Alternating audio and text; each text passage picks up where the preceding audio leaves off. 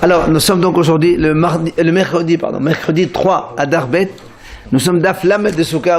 Hier, on est arrivé d'Aflam, donc on était à la 8, exactement 9e ligne. Juste, on rappelle ce qu'on avait dit hier quand même, puisque on avait posé la question à propos de l'Oulav Yavesh, Gazoul et Yavesh. La Mishnah elle a dit Gazoul, volé et Yavesh sec, tous les deux sont pas sous. La Gemara elle a dit comment? Tu peux pas les mettre au même point. Pourquoi? Yavesh, je comprends que c'est pas Hadar, et la Torah veut que ce soit Hadar pendant tout le temps. Je comprends que c'est tout le temps, c'est pas sous. Mais Gazoul, pourquoi tu dis que c'est tout le temps, c'est pas sous? Bishama, le premier jour, c'est marqué, le Karatem Lachem. Hachamim dit Michel Lachem, il doit vous appartenir le Lulav. Mais les autres jours, pourquoi c'est Assour? Pourquoi le Lulav n'est pas Soul? Alors on a rapporté la réponse de Rabbi Hanan au nom de Rabbi Shimon bar Yochai. Mitzvah haba'a ba'avera. C'est une mitzvah qui vient par un péché. Comme le pasuk il a dit V'havetem Gazoul et Tapisser Vetacholé.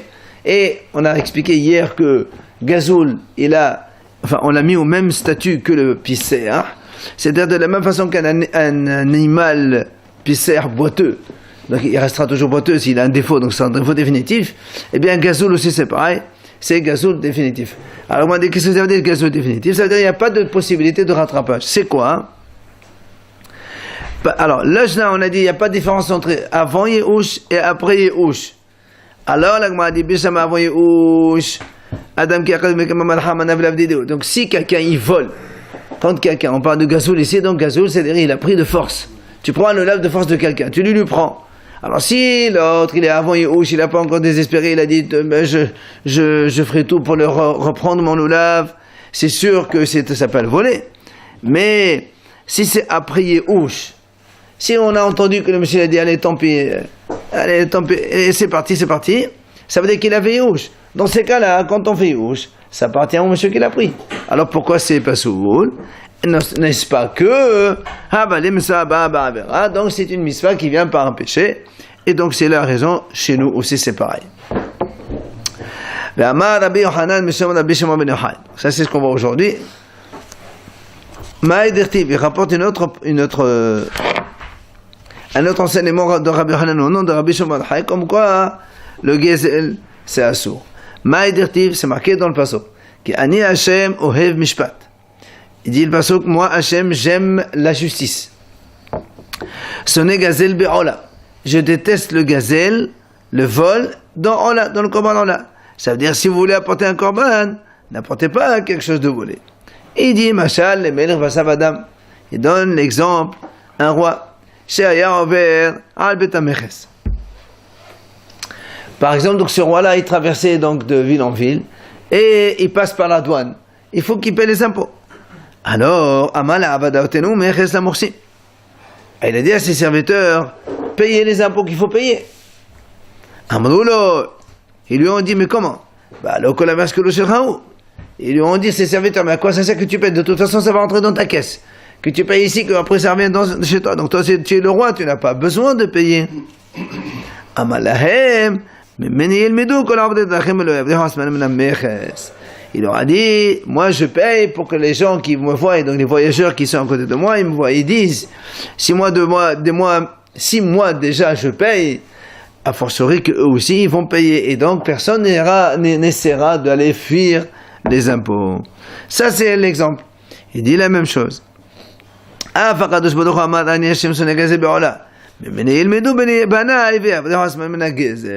Donc la même chose, Hachem a dit, quand vous apportez un korban, n'apportez pas des choses volées.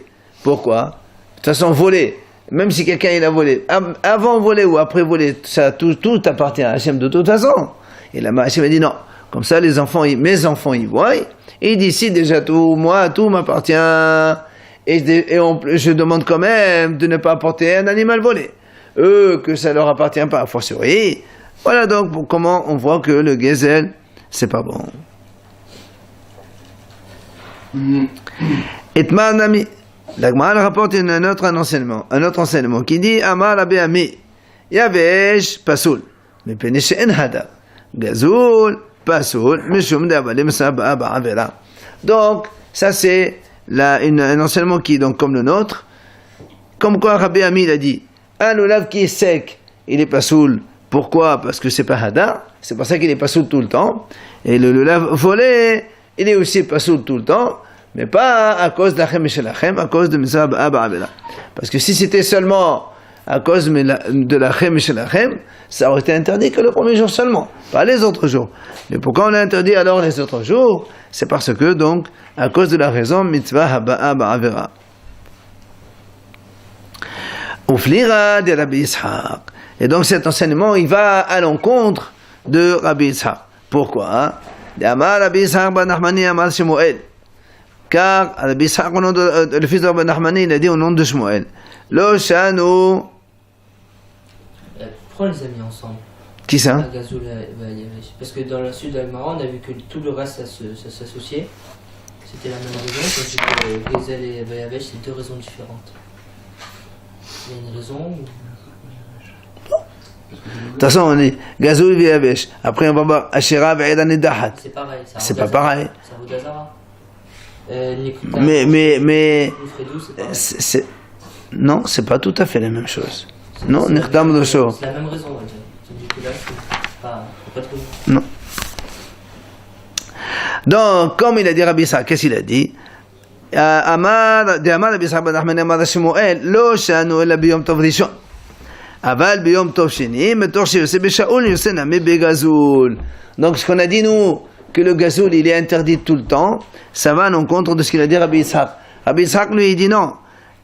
Quand est-ce qu'on a dit le gazoul, il est interdit, ela biyom tov rishon. Seulement le premier jour de fête. Comme on a dit, à cause de Ulkartem Lachem Bayom Arishon. Comme la Torah l'a dit, Bayom Arishon seulement, il y a marqué Ulkartem Lachem. Donc, c'est-à-dire que le premier jour seulement, il faut qu'il vous appartienne le lulav. Mais Aval, il dit Rabbi Yitzhak, Aval Bayom Tov Sheni, mais le deuxième jour de fête, Metor Sheyoseh Beshaoul, Yoseh Nami Begazoul. Puisque le deuxième jour, on peut emprunter un lulav, on peut s'acquitter avec un lulav qu'on a emprunté à l'autre, eh bien, on peut aussi s'acquitter avec un lulav volé selon lui. Et donc, évidemment, ça va à l'encontre de ce qu'on vient de dire maintenant. En tout cas, ce qu'il a dit Rabbi, mais aussi, c'est contraire. Pourtant, c'est une mitzvah qui ne l'avait pas. Oui. Il te dit, lui, il te dit, si il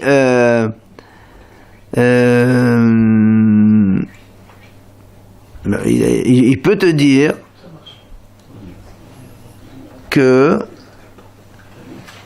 il n'a pas le principe de Misabah, c'est moutar. Ou bien il peut te dire, Gazoul a prié Ouch, ben ça lui appartient, voilà. Alors, mettez Rav Nachman ben Yitzhak. Alors, évidemment, vient Rav Nachman ben Yitzhak, il objecte. Il dit, c'est marqué dans la Mishnah, on a vu Lulav Gazoul Vayavesh Pasoul. Oui ou non? Ça, c'est ce qu'on a vu. Ha Shaoul Kacher. Alors, il dit Rav Nachman ben Yitzhak, si la Mishnah l'a dit volé et sec Pasoul, ça veut dire que s'il est emprunté, c'est Kacher. Sinon, on l'aurait marqué dans la Mishnah. Et Mat, de quel jour on parle ici? Et les Mabiyom Tavadeshon, Haktiv Lachem Meshelachem, Ve'alav Dedehu. De quel jour on parle? Si tu penses qu'on parle le premier jour, c'est pas possible. Pourquoi? Parce que le premier jour, c'est Maïkol Kartem Lachem, Meshelachem. Donc, il faut qu'il nous appartienne le lulav. Donc, même Shaoul, même emprunté, ça ne marche pas. Donc, on ne parle pas le premier jour, parce que lui, il a dit, Shaoul, il est kasher. Et la lave, Biyom Tov Shini, Vekatan Gazoul Pasoul. N'est-ce pas qu'on parle du deuxième jour? Et pendant ce deuxième jour, on a dit que le Shaoul, il est kasher. Donc le Gazoul, il est Pasoul. Question contre Rabbi Yitzhak. Comment Rabbi Yitzhak, il a dit que le volé, il est kasher le deuxième jour? D'accord? Donc dans la Mishnah, on a dit Gazoul, Pasoul. Rabbi Yitzhak, il a dit Rav Nachman, il dit comme ça. C'est marqué dans la Mishnah, le lulav Gazoul, Pasoul. Donc si la Mishnah dit le lulav Gazoul, Pasoul, moi je comprends que s'il est Shaoul, il est emprunté, c'est kasher. Maintenant, on veut savoir quel jour il s'agit. Si c'est le premier jour, c'est pas possible. Pourquoi? Parce que le premier jour, Shaoul aussi, il est pas bon. Vu que c'est marqué Lachem et Shelachem, il faut qu'il vous appartienne. Donc nécessairement, on est au deuxième jour. Et on est au deuxième jour. Et qu'est-ce qui est marqué dans la Mishnah? Que le Gazoul, il est Pasoul, et que le Shaoul, il est kasher. Donc tu vois bien que le deuxième jour... Exactement, question contre Rabbi Yitzhak. Amar Rava, Le'olam biyom tov rishon. Rava il dit non, en vérité, tu as mal compris. En vérité, on est ici au premier jour. Alors tu vas me dire comment? Le premier jour, il y a marqué Gazoul Pasoul, et nous on a déduit que le Shaoul il est kasher. Or le premier jour, le Shaoul aussi, il n'est pas malade. Il dit non, c'est pas comme ça qu'il faut comprendre. Velo mevayakam. La Gemara elle dit lo mevayakam. Ça veut dire lo mevayakam. Quand on dit lo mevayakam, ça veut dire que je n'ai pas besoin de te le dire. Lo mevayakam Shaoul de l'avdedehu. Abagazoul et mastam gzelay ushba le mordede damer kamash malan. Il dit non. C'est pas que quand on dit Gazoul il est pas soul, ça veut pas dire que le Shaoul il est kasher. Non, la dédition n'est pas comme ça. Il faut dire comme ça. La Mishnah a dit Gazoul il est pas soul. 2 points. Tu dis non seulement. En fait, la Mishnah veut te dire c'est sûr que le Shaoul, celui qui a emprunté un loulav, c'est sûr qu'il est pas soul. D'accord? Alors tu vas me dire a fortiori le volet alors, a fortiori qu'il est pas soul. Et tu dis non. Il y a un côté quand même dans le volet qui est plus avantageux que dans le Shaoul. Emprunter, quand tu empruntes un loulav, il appartient toujours à l'autre, c'est pas le tien. Mais quand tu voles un loulav, nous on sait que quand quelqu'un il vole, si le propriétaire il a fait Yéhouch, le loulav il est à toi. Alors j'aurais pu penser, le Shaoul, d'accord, c'est pas bon, il est pas soul parce qu'il appartient toujours à l'autre. Mais le volet, vu que quand tu lui prends le loulav devant toi, le monsieur, il te voit le prendre. Alors il fait, oh, tant pis. Alors du coup, il t'appartient. Alors j'aurais pu penser, avec ce loulav-là, tu peux faire la mitzvah. C'est pour ça que la Mishnah te dit non, mais ce loulav gazoul, il est pas soul quand même. D'accord, donc il n'y a plus de questions. Ama leo Ravuna lehenu avankari. Ravuna, il a dit aux avankari, ce sont les gens qui vendent les hadassim, le lave et compagnie. Là, il parle donc des gens qui vendaient les hadassim. Il leur dit qu'ils avaient to asa megoyim la terzizu atum. Ella lerzizu enu ve'avonechu. Il leur a dit quand vous allez acheter les hadassim chez les goyim, n'allez pas vous-même les cueillir dans le champ. Mais dites aux goy, parce que c'est les goyim qui avaient les champs, dites aux goy de les couper, après vous les achetez chez eux. Pourquoi? Maïtama. Quelle est la raison? C'est quoi la différence? Il leur a dit goyim gazlani al-atanino. Il leur a dit les goy, ce sont des voleurs des terres. Quand un goy il a un terrain, en fait c'est pas le sien, il l'a volé. Il a volé à un juif. Or,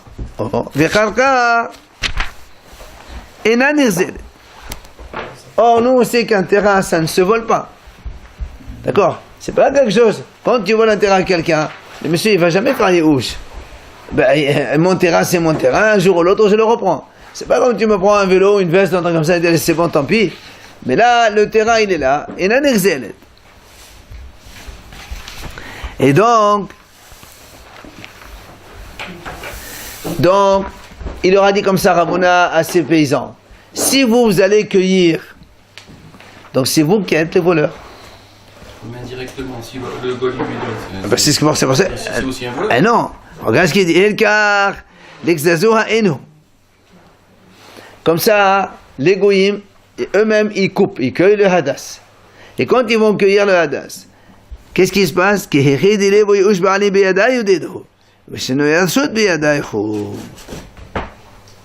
Il dit, quand les goyim ils vont cueillir, parce qu'on a dit la terre, elle ne se vole pas. Mais tout ce qui est sur la terre, il ne se vole pas. Mais quand tu cueilles un fruit, le fruit, il n'est plus terre, immobilier. Ça devient quelque chose de mobile. Et là, dans ces cas-là, le propriétaire, il va désespérer. Donc quand le propriétaire désespère, et il désespère alors que les hadassim échangent chez les goyim. Et après, quand les juifs, les paysans qui vont acheter ces hadas chez les goyim, il y a ce qu'on appelle shinui reshut. Et nous, on sait qu'avec Yéhouch tout seul, ça ne marche pas, il faut aussi shinui reshut. Pour que l'objet appartienne à la personne, il ne faut pas seulement qu'il y ait Yéhouch. Il faut qu'il y ait Yéhouch plus shinui reshut. Changement de propriété. Il était chez le goy, maintenant il vient chez les juifs. C'est pour ça donc il leur a dit, ne cueillez pas vous-même. Si vous cueillez vous-même le hadas, donc vous-même vous allez faire le Yéhouch. Enfin, quand vous avez le fruit dans votre main, c'est quand le fruit est dans votre main que le juif va faire Yéhouch. Or, le Yi'ush tout seul, ça ne marche pas. Il faut qu'il y ait autre chose. C'est pour ça qu'il leur a dit, dites au Goïm de cueillir le Hadas. Comme ça, quand le Goï, il a le Hadas dans les mains, c'est là où le Juif, le propriétaire, il le ferait le Yi'ush. Et après, quand vous les achetez chez eux, il y a un changement de propriété. Et là, ça complète complètement votre donc, propriété. Alors, regardez ce Rashi. On va faire le premier Rashi pour comprendre bien cette notion.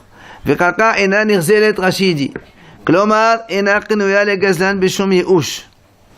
Que quand un voleur, il vole une terre, ben cette terre-là n'est jamais acquise au voleur. Bishum yi'ush, il n'y a pas d'yi'ush. Pourquoi? Parce que la terre, elle reste toujours sous la propriété de son propriétaire.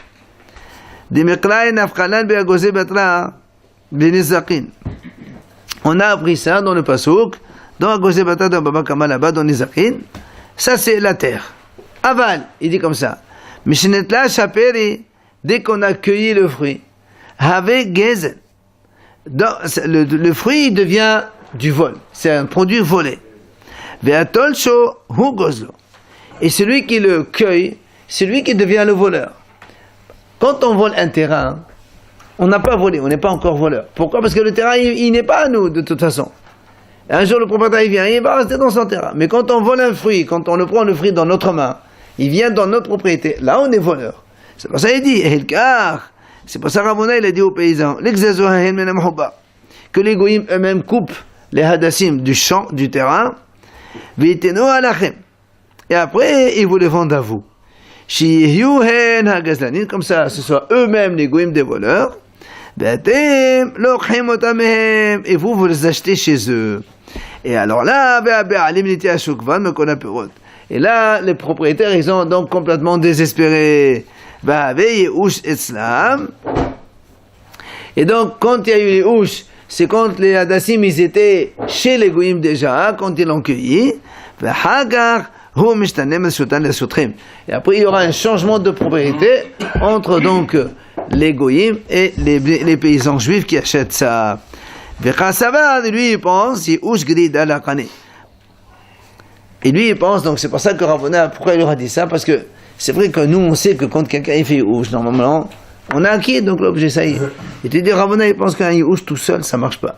Yi'ush grida, ça n'acquiert pas. Il faut qu'il y ait yi'ush plus autre chose. Et c'est pour ça qu'il dit, Abal yi'ush vishenu reshut, kane. D'accord, quand il y a yi'ush plus changement de propriété, dans ces cas-là, ça fait acquisition totale. C'est pour ça maintenant, quand les juifs ils achètent chez les goyim, ça devient leur propriété à eux.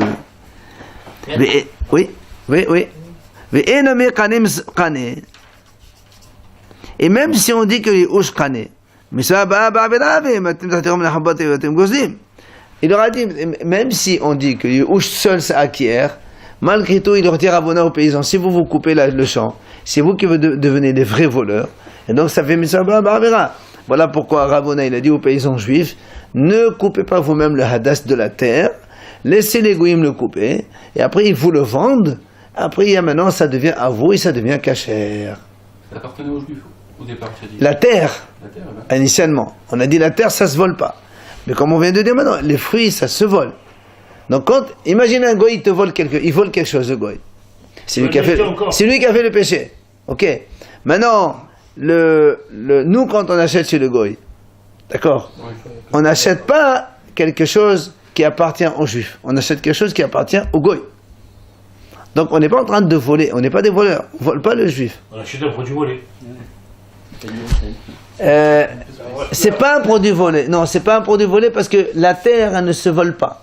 Non mais le fruit, c'est volé. Oui, le fruit c'est pas volé parce que quand le fruit de toute façon après il va tomber. Si tu le prends pas, il va tomber, il va pourrir tout seul. Tu veux la terre, le juif ou le goy? Qu'importe. Le temps que le fruit il pousse, après c'est dans les mains du goy. D'accord. Alors. Comment le juif ne peut pas faire yi'ush? Pardon? La terre elle est de la goïm. Non, on ne peut pas faire yi'ush d'une terre. On ne peut pas faire yi'ush d'une terre. Parce que oui, c'est pour ça qu'on a dit. C'est pour ça qu'on a dit que c'est pour ça que lui leur dit ne coupez pas vous-même le fruit. Parce que quand vous coupez le fruit, c'est vous qui devenez les voleurs de fruits. les juifs. Mais quand les goy ils coupent, c'est lui le goy il est voleur, c'est pas toi. Après tu peux acheter avec Shinui Reshut, il y a déjà chez le goy, après ça devient Shinui Reshut. Alors la Gemara pose une question. Dans la troisième ligne, sauf. Donc d'après ce qu'on vient de voir maintenant que Ravona il a dit aux paysans, ne coupez pas vous-même le hadas, laissez les goyim couper, après vous les achetez chez eux, comme ça fait Yehush et Shinui Reshut. Alors la Gemara dit, sauf, mais finalement, qui gazezo avant que les Yehush ba'ale biyadayo, Shinui Reshut biyadan. Alors la Gemara dit, pourquoi Ravona il a été jusque-là? Qu'est-ce qu'il leur a dit aux paysans? Laissez les goyim couper. Après, vous achetez chez eux. Et après, ils vont vendre. Oui ou non? Alors, la Gemara dit, pourquoi on fait comme ça? Même, qui gazent les eaux avant que quand les paysans juifs, imaginons que c'est les paysans juifs qui coupent. Il est, donc lui, entre parenthèses, il est voleur. Donc, mais quand il a le fruit dans la main, le vol, il est acquis. C'est terminé. Mais quand après ils vont vendre à d'autres juifs, les clients, ça c'est les paysans qui coupent et qui vendent. Mais quand un autre juif il va acheter, le juif qui va acheter, il va y avoir Shinui Reshut depuis le paysan jusqu'à l'acheteur juif. Et donc ce serait cachère. Pourquoi on a besoin d'aller faire 3 étapes? 2 étapes, ça suffit. Si le juif qui crée, c'est comme un vol, on a dit. Lui, le paysan il est voleur. C'est cachette, il vient de pas. Et non, de la même façon que quand le paysan il achète chez un goy. Le goy, il est voleur. Toi, tu achètes, c'est un voleur. Entre parenthèses, n'oublions pas, ici, c'est... quand est-ce qu'on appelle un produit volé? C'est quand tu achètes un produit fini. Là, tu as volé une terre. C'est vrai que le juif ne désespère pas. Mais quand tu prends le fruit, le juif, il a désespéré déjà. D'accord? Quand le juif désespère, ça devient à lui. Ça devient au goy. Tu n'achètes pas un produit volé, tu achètes un produit qui appartient au goy parce que le juif, il a désespéré. Et donc le paysan, il achète chez lui, il y a un changement de propriété, alors c'est bon, on peut vendre à un troisième maintenant. La Gemara a dit, mais pourquoi tu as besoin de tout ça? Pourquoi tu passes par 3 étapes? 2 étapes, ça suffit. Même le paysan, il coupe. Lui, il devient voleur. Mais quand il a pris le hadas dans la main, on devient le propriétaire par acquisition, par Yehush. D'accord? Le désespoir du propriétaire initial de la terre. Et après, quand ils vont le vendre à un autre juif, c'est bon. Il y a un changement de reshut chez l'acheteur juif. Ça suffit. On n'a pas besoin. S'il coupe chez le goy, il prend. Le goy, il va se rebeller contre lui, je veux dire. Non. Ils vont acheter chez le goy. Non. Le goy, il lui dit, je te vends, mais il va couper. Ravona, au début, il a dit, même quand vous achetez chez le goy, ne coupez pas vous-même. Laissez le goy couper et vous le donnez. Alors, moi, elle dit, mais pourquoi tu te casses la tête? Il n'y a pas besoin de ça. Même le paysan lui-même, il coupe. C'est pas un problème. Parce que quand le paysan, il coupe, le Yehush, il se fait chez eux. Et après, quand ils vendent, il y a chez nous, Reshut, il y a donc transfert de propriété. Et dans ce cas-là, il n'y a pas de problème. C'est une bonne question. L'Agma répond, la sricha, beoshana devant Gregofaihu. L'Agma dit, non, c'est vrai, tu as raison. Mais ici, on parle que le hadas, c'est pour les paysans eux-mêmes. C'est les paysans qui veulent faire la mitzvah de lulav avec. Donc du coup, si c'est eux qui le cueillent, ça y est, c'est fini, ça c'est assourd, c'est du vol. Et comme il faut Shinui Reshut, il n'y a pas de Shinui Reshut, c'est à eux, ça marche pas. C'est pour ça qu'il leur a demandé de passer par le goy qui cueille. D'accord? Le goy qui cueille, ça fait Yehush, après de eux, il achète, ça fait Shinui Reshut. La Gemara continue. Parce que nous, on sait, comme on a dit tout à l'heure, que même celui qui pense que Yehush tout seul, ça ne marche pas. Hein. Il faut Yehush et autre chose. Par exemple, on a dit Yehush plus Shinui Reshut. Transfert de propriété. Il y a aussi Yehush plus Shinui Maaseh. Rappelez-vous, quelqu'un, il vole une poutre. Vous vous rappelez, on a vu ça déjà. Tu voles une poutre. Tu construis avec une maison. Après, il vient le voleur et dit, monsieur, c'est la mienne, c'est la poutre. Tu enlèves ça, tu arraches tout. Ah, ils disent non. Papa, c'est Takanat Shavim. Takanat Shavim, tu fais le prix. Alors, l'Agma a dit la même chose. Ici, quand le paysan, même si c'est lui qui a arraché le hadas, ici, bon, on va dire, il a arraché le hadas, très bien. Mais après, qu'est-ce qu'il fait avec le hadas? Il va l'attacher au lulav. Quand il attache le hadas avec le lulav, ça fait un Shinui Ma'aseh. Il y a une action qui a été faite. Comme la poutre, elle était là, elle devient toit. Maintenant, le hadas, il était feuille d'hadas, ça devient al-ba'at minim, les 4 espèces. Donc, il y a chez nous Ma'aseh. Donc, normalement, ça ne poserait pas de problème. Ça devient la propriété du paysan. La Gemara répond. Oui, c'est ça qu'il lui dit. Même si le couple lui-même t'a dit c'est pour lui, alors si c'est pour lui. Il y a chez nous Ma'aseh. Du coup, c'est une acquisition totale. Ça veut dire que même si un jour le juif il vient, tu n'es pas obligé de lui rembourser la feuille de hadas. Tu lui donnes l'argent. C'est pas un problème. J'ai acquis déjà l'objet, il est à moi. La Gemara répond. Kasavat lulav en salech eged. Ravuna lui pense que le lulav, on n'a pas besoin de l'attacher. C'est pas obligé. Donc que tu l'attaches ou tu l'attaches pas, ça sert à rien. Ça s'appelle pas ma'aseh ici. Il n'y a pas d'action. D'accord. Si tu dis que le lulav salech eged, il faut l'attacher obligatoirement. Tant que tu l'as pas attaché, c'est pas valable. Alors je comprends que quand tu attaches, il fait le ma'aseh. Mais lui, il pense qu'il n'y a pas besoin. Même tu prends le lulav, le hadassim, le drap, tu les mets juste ensemble comme ça, sans les attacher. Après, tu les poses, ils sont quand même tout le temps séparés.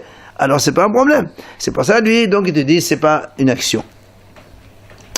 ואם תמסה לו מה לולב סליח אגד, שינוי החוזה לבריאתו הוא, ושינוי החוזה לבריאתו לשם שינוי. On a dit, et même si tu dis, selon l'autre avis, comme quoi l'olab, il faut l'attacher quand même.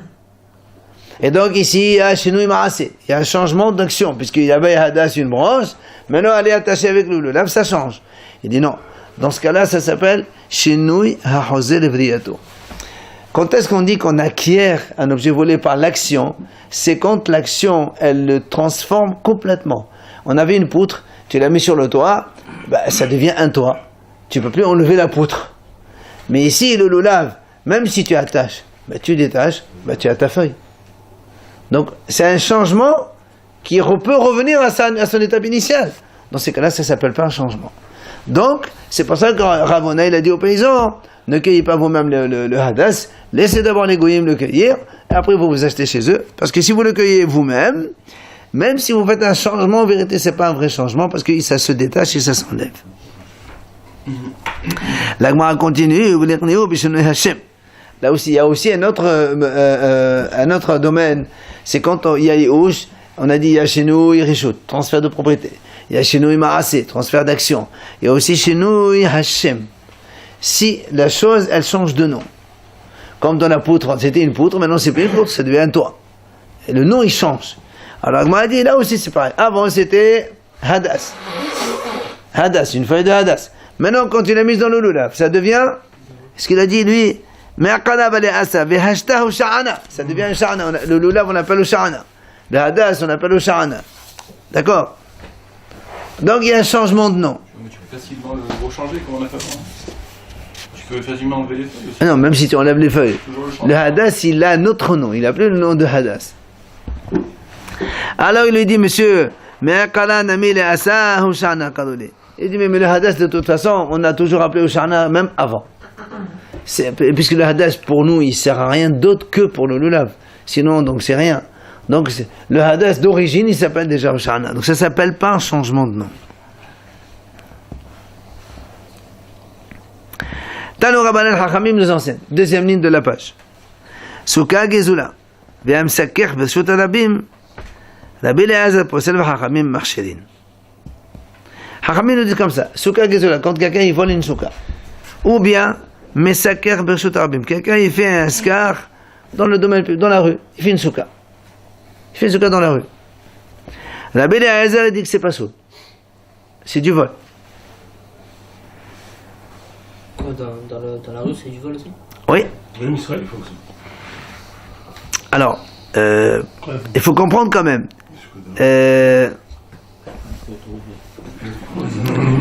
D'abord, la Gemara va nous situer la mahloket avant de dire de quoi on parle, doucement. Hachamim marchelim. Hachamim disent caché. Donc on explique. Amad al-Nahman, mahloket, qu'on voit ici entre Rabbi Eliezer et Hachamim, c'est Beshetokef et Haveru ve'oseu mesukato. C'est quand, c'est pas comme on a compris au début, tu voles une souka. C'est que tu vas dans par exemple, tu vas chez quelqu'un, tu prends le monsieur, tu le sors de là-bas, et tu rentres à sa place. C'est ça dont on parle ici. D'accord? Tu prends le monsieur, tu le sors et tu t'assois à sa place. Tu t'installes dans sa souka. Et alors, quelle est la raison? Il dit, Rabbi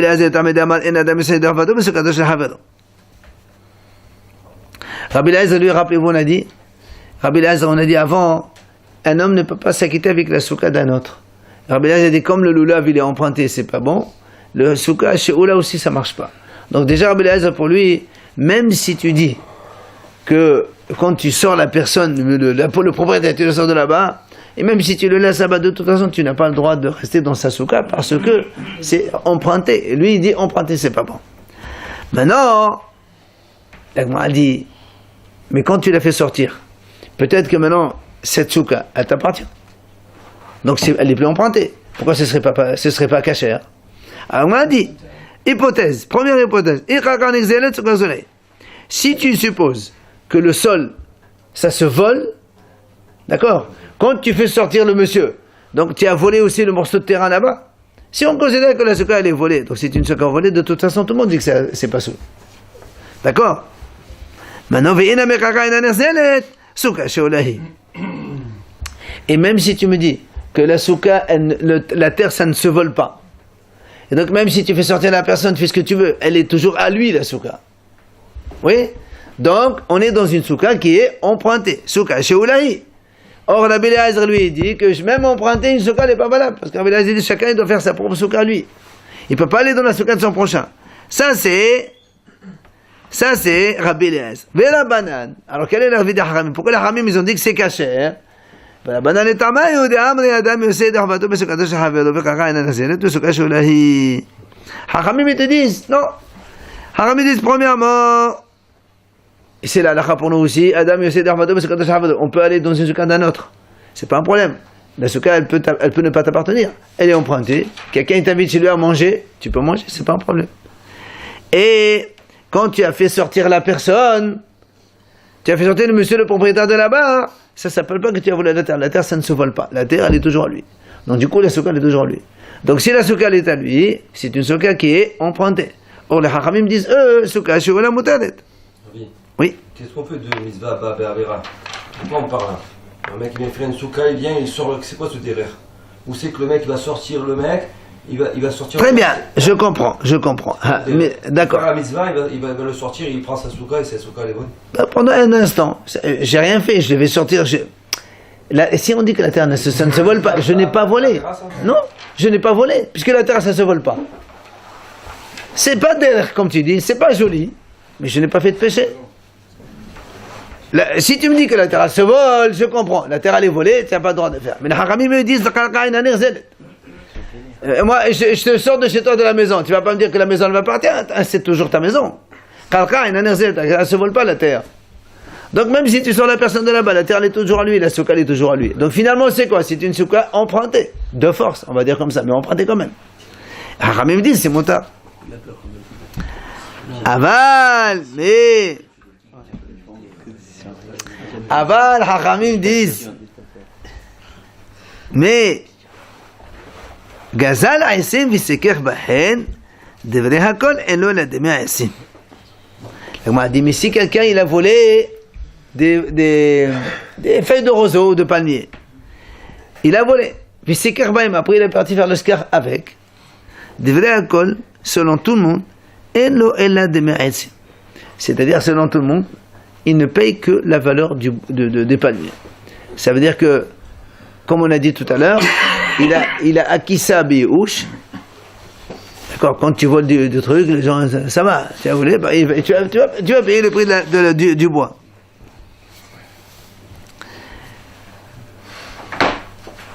Mimai, l'agma a dit Mimai. Pourquoi tu dis que c'est de Me'aisim seulement?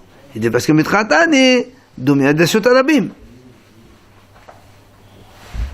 On m'a dit, pourquoi on a dit? Parce que nous on a dit, cette mahlok entre Rabbi Eliezer et les Hachamim, on parle de quelqu'un qui a Tochef et Havero et aussi Omesukato. Qui t'a dit que c'est ça? Parce que nous on a dit, on parle ici, on a mis au même point. Tano Rabbanan, dans la deuxième ligne, on a dit Souka Gezola, on les a mis les deux en même temps. Et c'est dans les deux cas, qu'on a le mahlok de Rabbi Eliezer, il dit personne n'a ramené ce kasher. On a dit, mais maïmetra de Nedou Medashot Arabim, puisqu'on a mis les deux cas ensemble. Ma Deshut Arabim. Kaka là où dit Dehu, Soukaname là où Kaka dit Dehu. De la même façon que Deshut Arabim. Quand tu me dis que quelqu'un il a fait une souka dans Deshut Arabim, ça veut dire quoi? Ça veut dire qu'il a fait dans un endroit qui n'est pas le sien. Deshut Arabim, ça t'appartient pas. La même chose, le premier cas, souka Gezula, c'est une terre que tu as volée, mais qui ne se vole pas. La Gemara finit par une petite histoire. Hahi Safta. C'était une grand-mère. Teata il kamé de Rav Nachman. Elle est venue devant Rav Nachman. Alors, Amnale, elle lui a dit, Rish Galuta becholo rabanan de Rish Galuta besoka gezula voyadve. Elle lui dit, Rav, toi tu es le grand rabbin de la ville. Eh bien, toi et tous tes hachamim, ils sont tous dans des soukas volés. Quel est le problème? Hachamim disent, ils lui ont pris, et les serviteurs du grand rabbin, ils sont partis chez elle, ils lui ont pris des palmiers, des feuilles de palmiers de roseau, ils l'ont volé, ils l'ont pris de chez elle. Elle a pas fait une mouche. Alors justement, Sabha, elle a commencé à crier, ah, voleur, voleur. Mais là, je garde Rav Nachman. Rav Nachman, il n'a pas fait attention. Amrali, elle lui a dit comment? Et t'étais de avaler la voix, atlat meaout, mne sare'av, de Sabha kamech, v'lashgah etub. Ah! Elle leur dit, une femme dont l'ancêtre avait 318 serviteurs. Elle crie devant vous, et vous faites même pas attention. Rachid a dit, c'est qui ce père avec 318 serviteurs? Elle a fait allusion à Avraham Avinu. C'est marqué qu'Avraham Avinu, quand il est parti faire la guerre avec les 4 rois, c'est marqué là-bas dans le pasuk,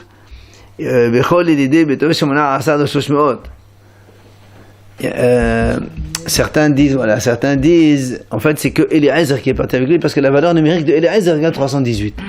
Et d'autres disent, non, il avait 318 serviteurs. Qui est le, voilà, cet homme, elle dit, moi, je descends d'Avraham Avinu. Comme ça, je vous parle, et j'ai raison, et vous faites même pas attention à moi. Qu'est-ce que ça veut dire, ça? Amal Rav Nachman, Pa'it Ahida. Oh, qu'est-ce qu'elle crie, celle-là? De toute façon, même s'ils ont volé le bois. Maintenant, ce qu'ils doivent rembourser, on doit rembourser l'argent. On ne peut pas prendre les trucs de la souka pour lui donner, c'est pas possible. On acquiert, comme on a dit, comme dans l'apôtre, la même chose.